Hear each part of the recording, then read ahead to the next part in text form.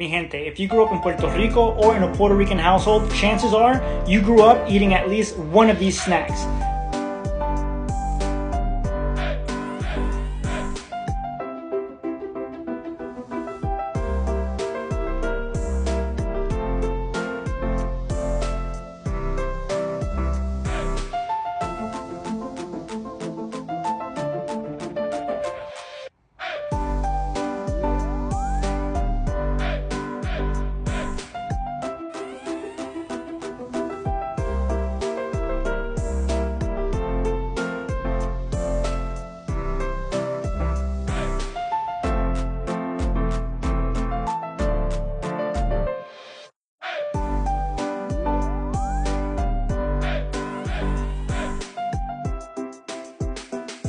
So was I right or was I right? Let me know how many and which one was your favorite in the comments.